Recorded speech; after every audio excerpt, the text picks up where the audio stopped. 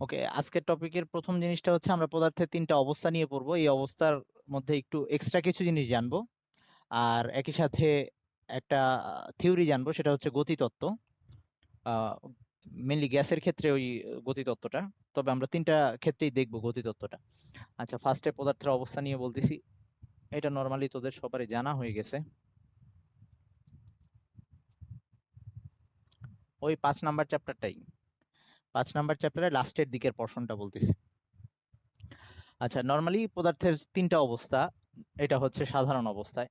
তো এগুলো অ্যাকচুয়ালি আমরা কিসের উপর ভাগ করছি, কিসের উপর বেস করে ভাগ করছি এটাকে? কঠিন, তরল আর গ্যাসীয়। আমরা এটাকে ভাগ করছি মেনলি আন্তঃআণবিক দূরত্বের উপরে। তো কঠিন পদার্থের মধ্যে এটা আমরা একদম ছোট থেকেই জানি যে কণাগুলা খুবই কাছাকাছি থাকে এবং তারা একটা জায়গার মধ্যে জাস্ট কাঁপতে থাকে স্থির অবস্থায়। আহ, আর এদের মধ্যে আন্তঃআণবিক আকর্ষণ বল অনেক বেশি, একই সাথে আন্তঃআণবিক বিকর্ষণ বলও থাকে। প্রত্যেকটা পদার্থের কণার মধ্যে দুইটা টাইপের বল কার্যকর থাকে, একটা হচ্ছে আন্তঃআণবিক আকর্ষণ, আর একটা হচ্ছে আন্তঃআণবিক বিকর্ষণ। তো পদার্থের কণার মধ্যে তাইলে কার্যকর বল আর কি, এই ক্ষেত্রে এইখানে যে দুইটা বল কার্যকর আছে এদের মধ্যে, একটা হচ্ছে আন্তঃকণা আকর্ষণ, আন্তঃকণা আকর্ষণ, আর একটা হচ্ছে আন্তঃকণা বিকর্ষণ। দুইটার রিজন বলতেছি কোত্থেকে আসছে অ্যাকচুয়ালি।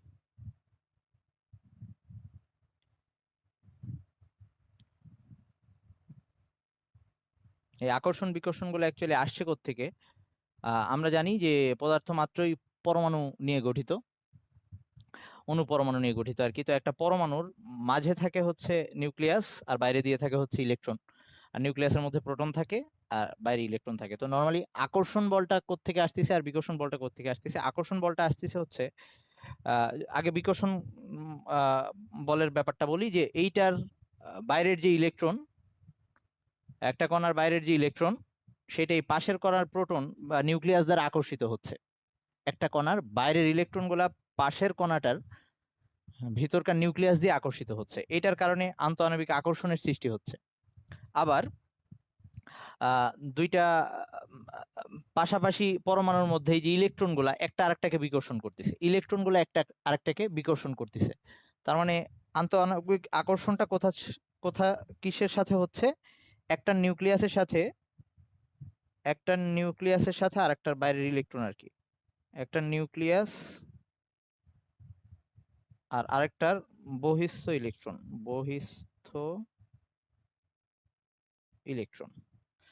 আর বিকর্ষণটা আসতেছে থেকে ইলেকট্রন ইলেকট্রন বিকর্ষণ আর কি, বহিস্থ ইলেকট্রন আরেকটার বহিস্থ ইলেকট্রনের মধ্যে বিকর্ষণ।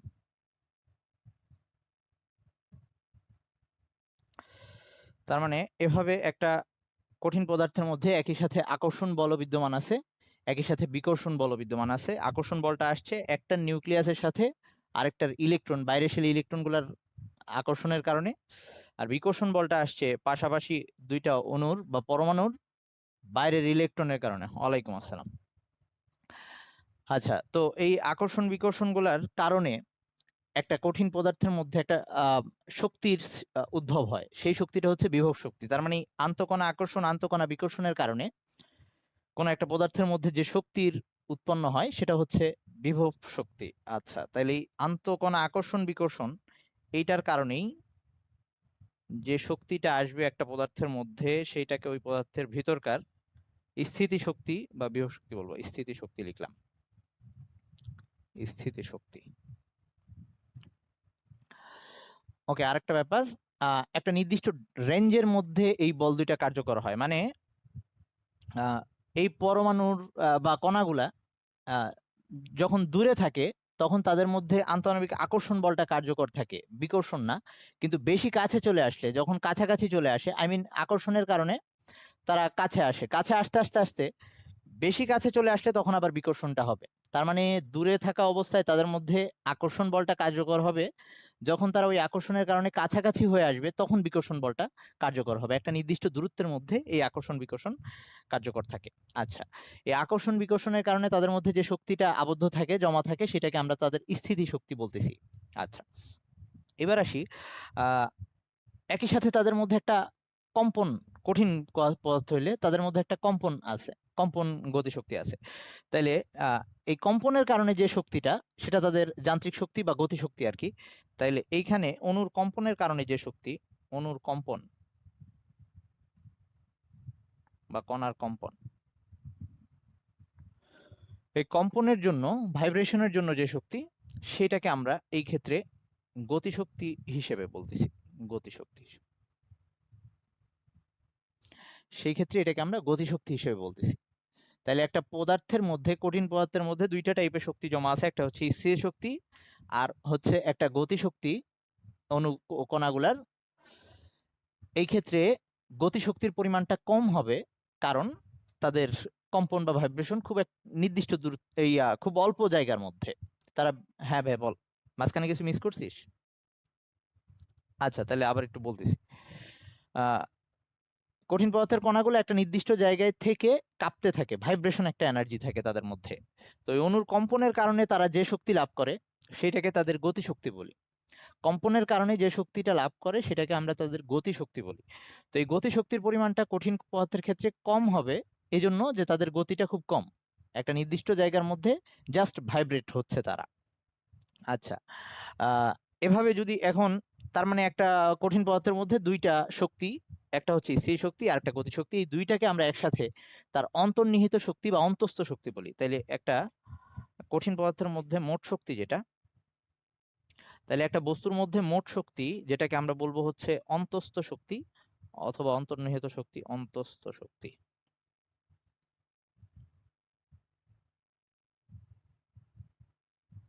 অন্তস্থ শক্তি সেটা হচ্ছে এই স্থিতি শক্তি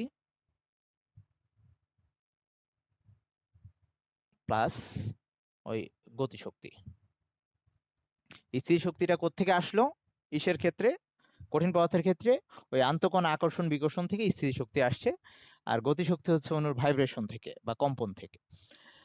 তো প্রত্যেকটা বস্তুর মধ্যেই নর্মাল অবস্থায় কিছু পরিমাণ শক্তি জমা থাকে, সেইটাকেই আমরা এই অন্তস্থ শক্তি হিসেবে বলি, এবং এইটাই বস্তুর মধ্যে তাপ শক্তি আকারে জমা থাকে। আচ্ছা, তাপ আকারে জমা থাকে। আচ্ছা, এবার এটুক হয়েছে, সবার এইটুক লেখা হয়েছে? আচ্ছা আচ্ছা, ওকে। সবার তোলা হইলে বলিস, নিহা, চিৎকার করার আগে।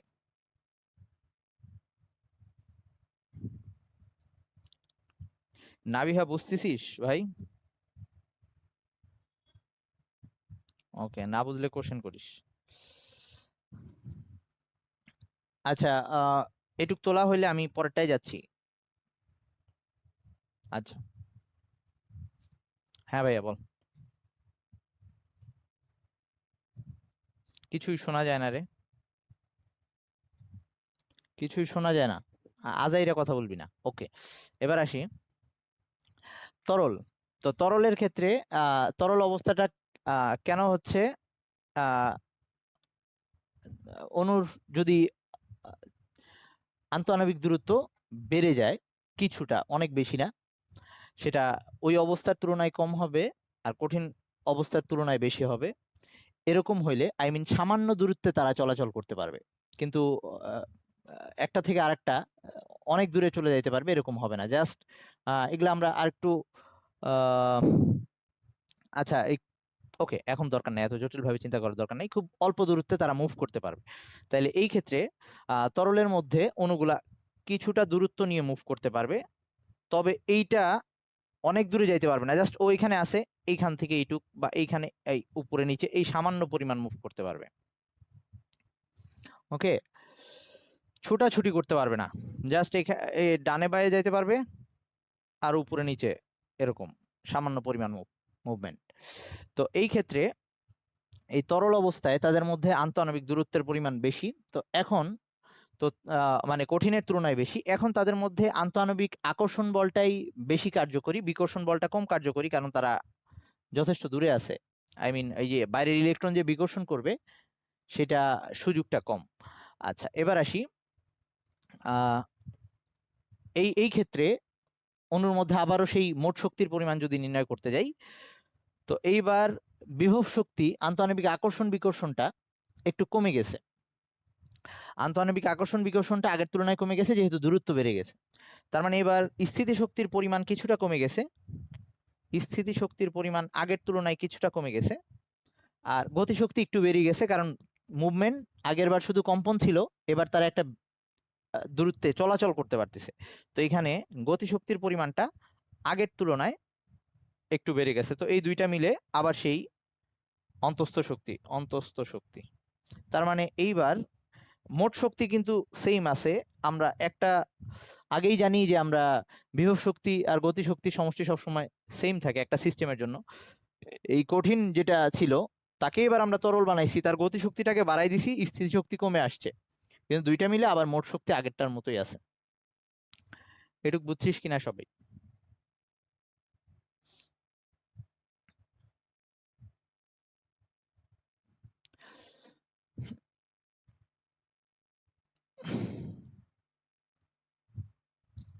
ওকে, কঠিন পদার্থের ক্ষেত্রে যেহেতু অণুগুলো একটা নির্দিষ্ট অবস্থানে ছিল, তার মানে তার আকার আকৃতি নির্দিষ্ট ছিল বা আয়তনও নির্দিষ্ট ছিল। এখন এই ক্ষেত্রে তার আকার, এটা যে পাত্রে রাখা হবে সেই পাত্রের আকার ধারণ করবে, এটা ছিল তরলের ক্ষেত্রে।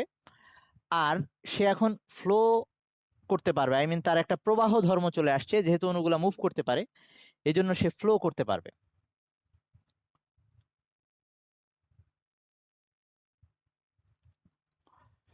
ওকে, হয়েছে সবার এইটুক? আচ্ছা, বাট আমরা এটাকে চাপ দিয়ে সংকুচিত করতে পারবো না, এটার আয়তনকে সংকোচন করতে পারবো না, চাপ দিয়ে এটার আয়তনকে সংকোচন করতে পারবো না। আচ্ছা, তো এইবার আমরা গ্যাসীয় অবস্থায় চলে আসি। এই গ্যাসীয় অবস্থার ক্ষেত্রে এখন আমাদের একটু বেশি পড়া লাগবে।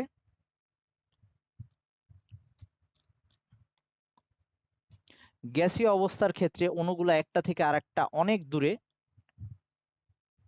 এবং তারা অনবরত ছোটাছুটি করতেছে, তাদের অণুগুলা অনেক বেগ নিয়ে ছোটাছুটি করতেছে। এই ক্ষেত্রে তাদের মধ্যে আন্তঃআণবিক আকর্ষণ বিকর্ষণ বল কার্যকর হওয়ারই সুযোগ নাই, তারা এত দ্রুত মুভ করতে থাকে। তার মানে এই ক্ষেত্রে তাদের স্থিতিশক্তির পরিমাণ প্রায় শূন্য, পুরাটাই তাদের গতিশক্তি। তো এবার অন্তস্থ শক্তি, আমি এটা নিয়ে আরো বলতেছি। তো এইবার অন্তস্থ শক্তি এইটা ওই যে যেটা স্থিতিশক্তি ছিল সেইটার পরিমাণ প্রায় শূন্য, স্থিতিশক্তি প্লাস গতিশক্তি যেটা ছিল এটার পরিমাণ প্রায় শূন্য। আর পুরাটাই তাহলে এবার অন্তস্থ শক্তি পুরাটাই হবে ওই গ্যাসের অণুগুলার গতিশক্তির সমান, গ্যাসের অণুগুলার গতিশক্তির সমান। ওকে, এটুক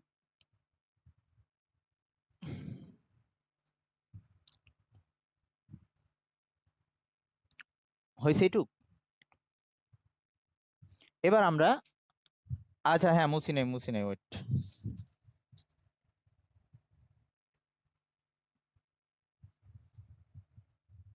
ওকে, তাহলে এই গ্যাসের ক্ষেত্রে এই গতি তত্ত্বটা বেশি ইউজ হয়, বা গ্যাস নিয়ে আলোচনা করার সময়, যেমন আমরা ওই যে পরের চ্যাপ্টারে যখন পড়বো তখন এটা দরকার হবে। তো গ্যাসের এই গতি তত্ত্ব নিয়ে বা অণুর গতি নিয়ে কয়েকটা ব্যাপার স্বীকার করে নেওয়া হয়েছে, এগুলা গ্যাসের আণবিক গতিতত্ত্বের স্বীকার্য বলে। তো আমি ওগুলো একটা একটা করে লিখে দিচ্ছি, সাথে বুঝাই দিচ্ছি। ওকে, তো এখন যেটা পড়তে যাচ্ছি সেটা হচ্ছে গ্যাসের আণবিক গতিতত্ত্বের স্বীকার্য সমূহ। গ্যাসের গতিতত্ত্বের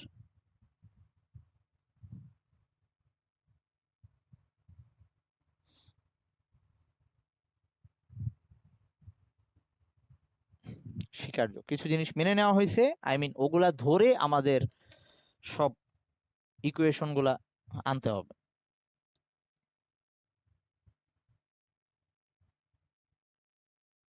ওকে, 1 নাম্বার হচ্ছে এই গ্যাসের প্রত্যেকটা অণু আহ, আকারে একই রকম দেখতে, এবং তাদের সবগুলা গ্যাসের অণু একটা থেকে আহ, প্রত্যেকটার আকার প্রায় গোলাকার এভাবে ধরে নেওয়া হয়েছে। প্রথমটা হচ্ছে সকল গ্যাস অসংখ্য অণুর সমন্বয়ে গঠিত, অসংখ্য সদৃশ অণু লিখে দিই, একই টাইপের অণু, অণুর সমন্বয়ে গঠিত। আচ্ছা, অণু আসছিস তো নাকি?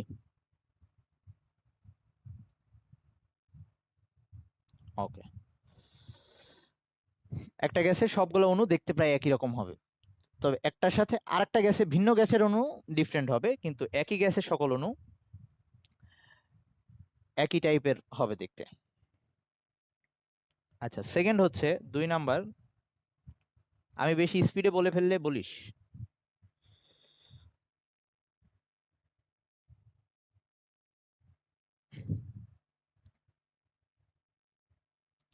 ওকে, 2 নাম্বার হচ্ছে গ্যাসের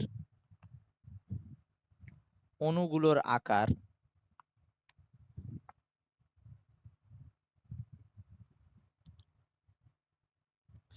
তাদের মধ্যবর্তী দূরত্বের তুলনায়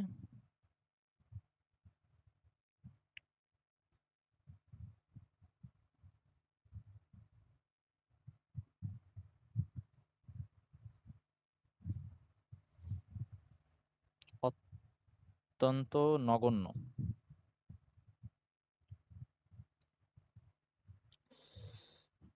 এর মানে হচ্ছে অণুগুলো অনেক ক্ষুদ্র এবং একটা থেকে আরেকটা অনেক বেশি দূরে, দূরত্বের তুলনায় তাদের আকারকে যদি চিন্তা করি অনেক বেশি নগণ্য আসবে। আই মিন আমরা দূরত্বের কাছে ওই আকারটা কিছুই না, এরকম একটা অবস্থা দাঁড়াবে।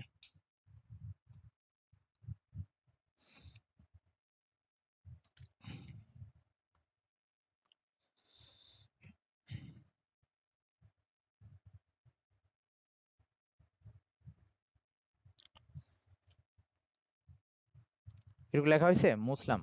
ওকে, এবার 3 নাম্বার।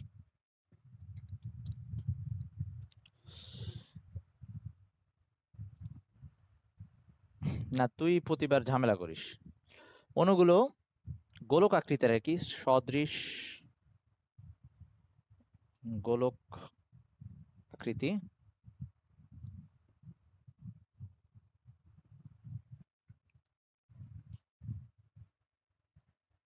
আর এই অণু পরমাণু অনেক ছোট, তো সেগুলাকে একটা ছোট্ট জিনিসকে তুই ওইটা সব সময় একটা বিন্দুর মতোই লাগবে, গোলাকারই লাগবে আকৃতির, এবং এদের মধ্যে এরা যেহেতু অনেক দূরে, সো এদের মধ্যে আকর্ষণ বিকর্ষণ নেই বললেই চলে। এদের মধ্যে আকর্ষণ বিকর্ষণ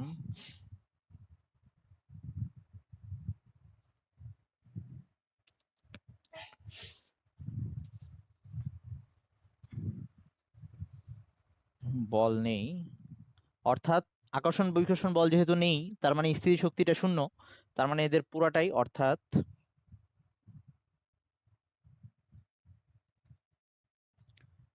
এদের শক্তি সম্পূর্ণটাই গতিশক্তি, এদের শক্তি সম্পূর্ণটাই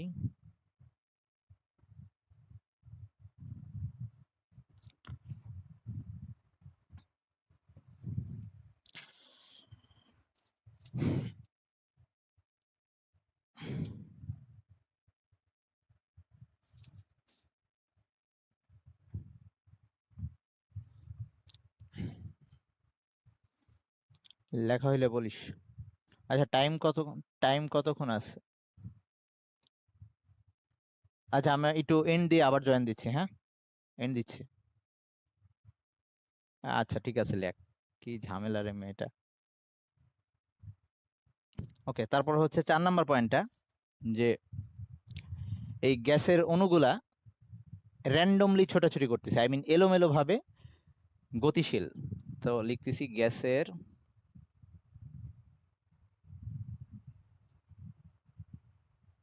অণুগুলো এলোমেলো ভাবে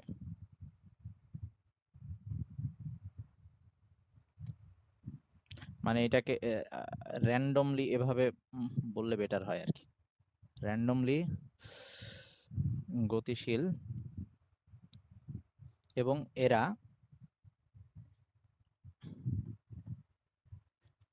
নিজেদের সঙ্গে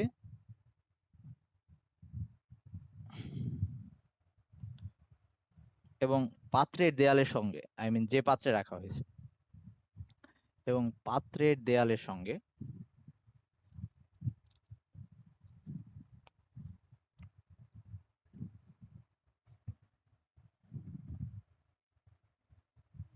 সংঘর্ষে লিপ্ত, আই মিন সবসময় একটা আরেকটার সাথে কলিশন হচ্ছে, সংঘর্ষে লিপ্ত।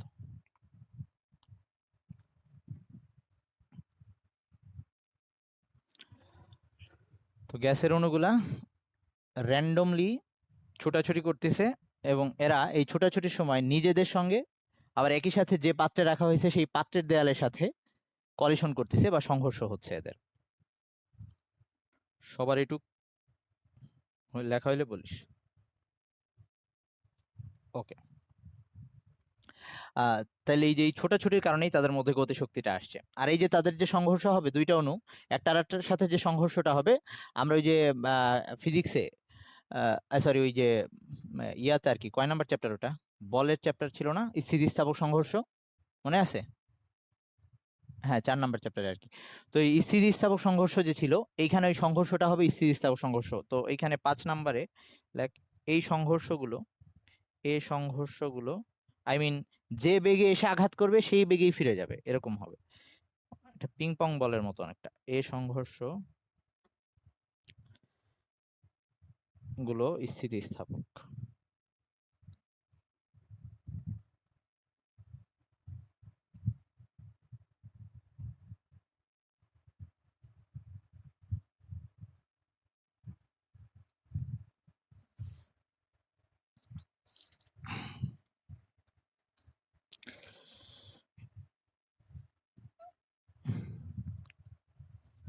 তোরা বিরক্ত হয়ে গেলে বলিস।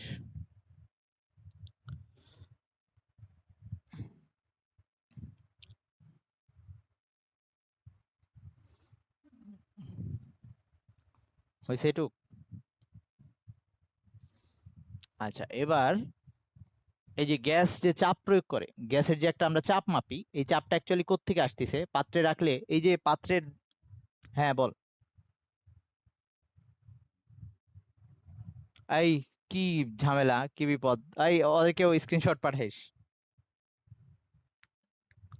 আচ্ছা পরে বলতেছি, আমার 3 নাম্বারটা কি লিখছিলাম, কেউ একজন, তুই কি তুলতে পারিস নাই? আচ্ছা ঠিক আছে, পরে বলবো নি। আচ্ছা এবার আসি, এই যে গ্যাস, যে আমরা যে একটা গ্যাসের চাপ মাপতেছি, তো গ্যাসের চাপ অ্যাকচুয়ালি কোত্থেকে আসতেছে? পাত্রে রাখা অবস্থায় এই যে গ্যাসের অণুগুলো ছোটাছুটি করতেছে এবং ছোটাছুটি করার সময় পাত্রের দেয়ালে গিয়ে বল প্রয়োগ করতেছে। আমরা জানি বল বাই ক্ষেত্রফল হচ্ছে চাপ। তাইলে এই পাত্রের দেয়ালে যে সংঘর্ষ, এইটার কারণেই গ্যাসের চাপের উদ্ভব হচ্ছে। তাইলে গ্যাসের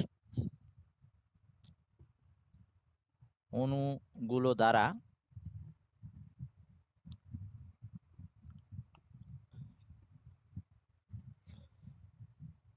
পাত্রের দেয়ালের উপর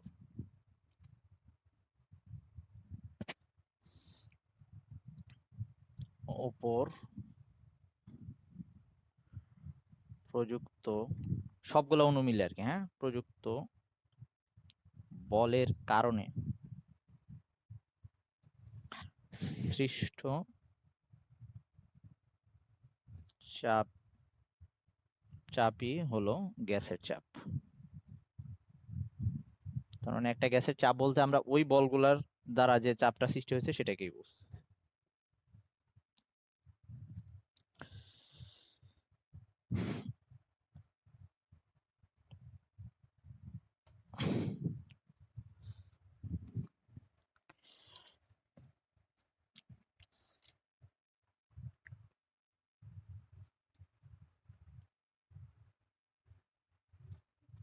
ওকে, এবার লাস্ট পয়েন্ট 7 নাম্বার, সেটা হচ্ছে, এটা সবচেয়ে মোস্ট ইম্পর্টেন্ট।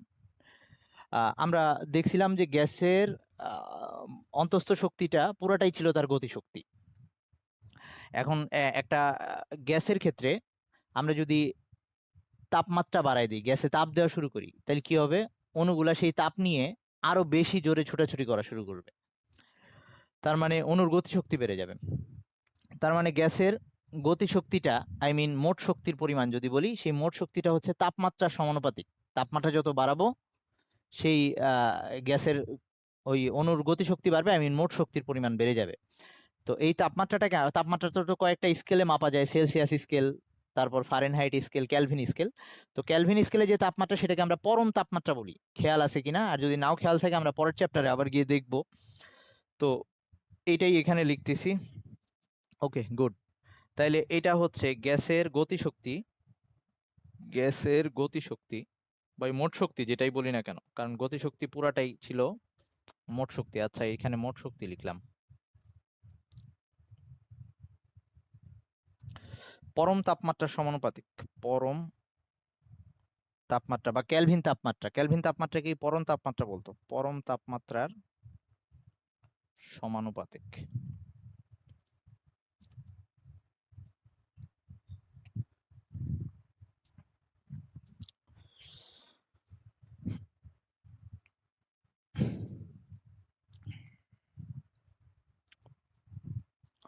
এটুকু লেখা হয়েছে? ওকে, তাইলে এবার তাপমাত্রা বাড়াইলে আস্তে আস্তে অণুগুলার গতিশক্তি বেড়ে যাবে, আই মিন ছোটাছুটি বেড়ে যাবে, বল প্রয়োগ তত বেশি করবে দেয়ালে, তো তখন চাপও বেড়ে যাবে। তার মানে গ্যাসের ক্ষেত্রে তাপমাত্রা বাড়াইলে চাপ বেড়ে যাবে। এই জন্য একটা বেলুনকে তাপ দিতে থাকলে একসময় সে ফেটে যায়, কারণ ভিতরে অণুগুলার গতিশক্তি অনেক বেড়ে যায়, দেয়ালে গিয়ে বেশি পরিমাণে আঘাত করতে থাকে, চাপ বেড়ে গিয়ে ফেটে যায়। আচ্ছা, তো এখন তার মানে চাপের প্রভাবটা গ্যাসের উপরে অনেক বেশি। হ্যাঁ ভাইয়া, মানে কখন? মানে রেখে দিলে আস্তে আস্তে, হ্যাঁ ওইটা হচ্ছে ওই খুব সামান্য পরিমাণে হলেও ভিতর থেকে ব্যাপন আকারে বেরোয় আসতে পারে গ্যাস। কারণ একবারে একটা বেলুন পুরাপুরি পোর ফ্রি না, মানে একটু হলেও ছোট ছোট ছিদ্র থাকে, বুঝছিস? কিন্তু অনেক স্লোলি গ্যাস বের হয়, কিন্তু আস্তে আস্তে চুপসে যায়। তবে আমরা যদি একদম পুরা আহ, ওভাবে বানাইতে পারি যে বিন্দুমাত্র ছিদ্র নাই, তাহলে আবার ওরকমই থাকবে। কিন্তু ওইটা বানাইতে হলে অনেক বেশি খরচ হয়ে যাবে ওগুলা বেলুনের বা ওগুলা প্লাস্টিকের, তো ওগুলা পিচ্চি বাচ্চারা কিনতে পারবে না। ওকে, এখন আসি। তো আরে, এই নিহারে কেউ বেলুন দিস? আচ্ছা, এবার আসি গ্যাসের গতিশক্তি তাহলে। আচ্ছা আচ্ছা, তো এই তার মানে রেড হৃদয়, হ্যাঁ রেড হৃদয়, হ্যাঁ হ্যাঁ।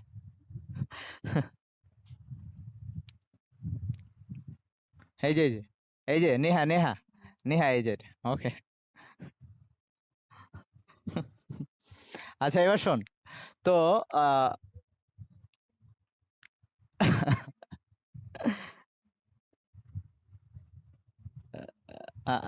এটা এটা আল্লাহর রহমত, এটা আল্লাহর রহমত। ওকে। আচ্ছা, তুই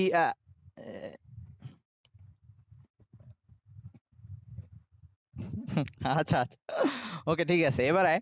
তো তার মানে এই যে চাপ নিয়ে যত কথাবার্তা বলতেছিলাম, কঠিন আর তরলের উপরে চাপের একদম প্রথম লেকচারে এটা বলছিলাম যে কঠিন আর তরলের আকার, আকৃতি বা আয়তনের উপরে চাপের প্রভাবটা কম, গ্যাসের উপরে সবচেয়ে বেশি। গ্যাসের অণুগুলো যেহেতু অনেক দূরে দূরে, আমরা এটাকে চাপ দিয়ে সংকোচন করে ফেলতে পারি, আবার চাপ সরাই নিলে এটা প্রসারিত হয়ে যেতে পারে।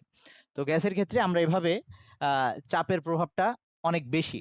তো এগুলা নিয়ে সামনে আবার পরের চ্যাপ্টারে গ্যাসের উপরে তাপের প্রভাব এগুলা নিয়ে আমরা পড়বো। তো এবার লাস্ট একটা আলাদা করে একটা অবস্থা, সেটা হচ্ছে পদার্থের চতুর্থ অবস্থা, যেটাকে বলা হয়, মানে কঠিন তরল গ্যাসীয় অবস্থা ছাড়াও পদার্থের আরেকটা অবস্থা পাওয়া যায়।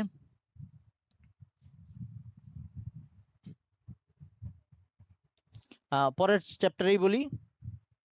আচ্ছা ঠিক আছে, এখন একটু বলে দিচ্ছি। আচ্ছা না, পরের চ্যাপ্টারে বলবো নি। ওকে ওকে, ওকে ঠিক। আচ্ছা, কি যেন বলছে? পদার্থের চতুর্থ অবস্থা।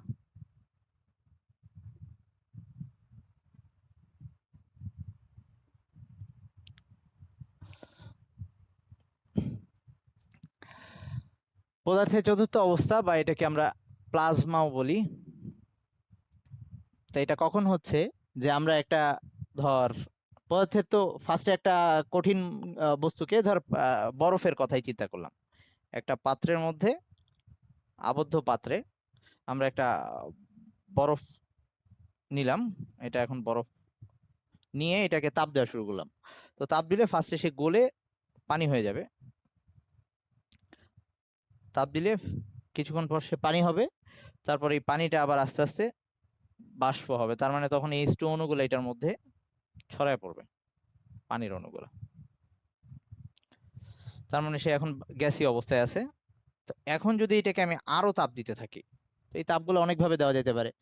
যে হিটটা এটা মানে আর কি নর্মাল তাপ প্রয়োগ করেও করতে পারি, আবার বিদ্যুৎ প্রবাহ দিয়েও আমরা জানি তাপ উৎপন্ন করা যায়, সেটাও করা যেতে পারে।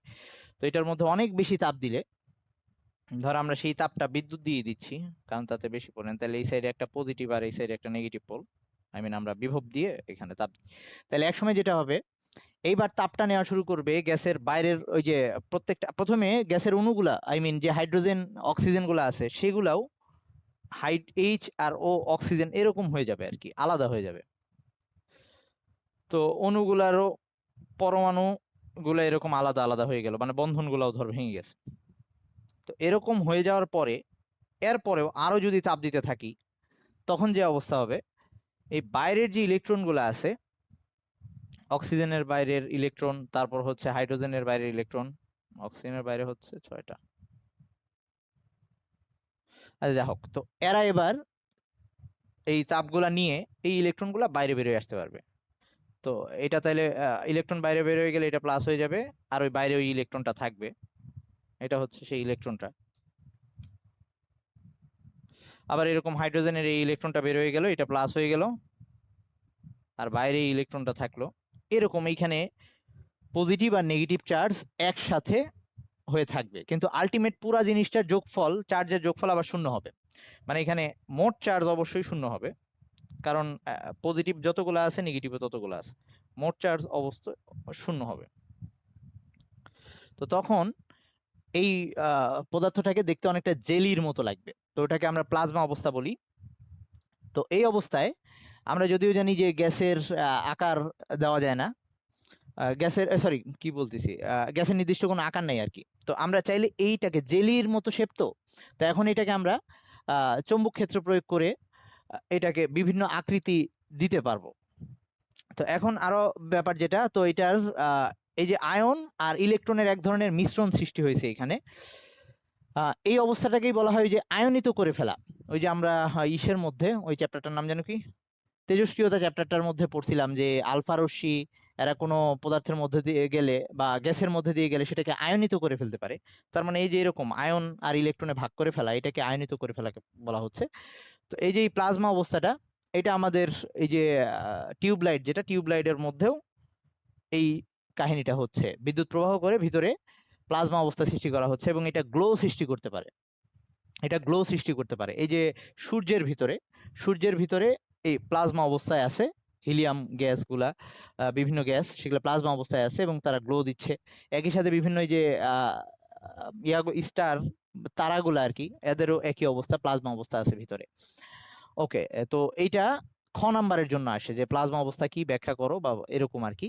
বড় কোশ্চেন খুব একটা আসে না, খ নাম্বারই আসে, আর অবজেক্টিভ আসতে পারে। আচ্ছা, এই ছিল মোটামুটি এই চ্যাপ্টারের পড়াশোনা। এই তো। আর এবার আমরা এই চ্যাপ্টারের এক কাজ করতে পারি, যে এই চ্যাপ্টারের ম্যাথগুলা নিয়ে আলোচনা করতে পারি, অথবা আমরা সামনের চ্যাপ্টারের থিওরি ধরতে পারি, তোরা যেটা বলবি ওভাবেই কাজ করবো আর কি। আচ্ছা, আমি স্ক্রিন রেকর্ডারটা অফ করি, তারপরে আলোচনা করতেছি।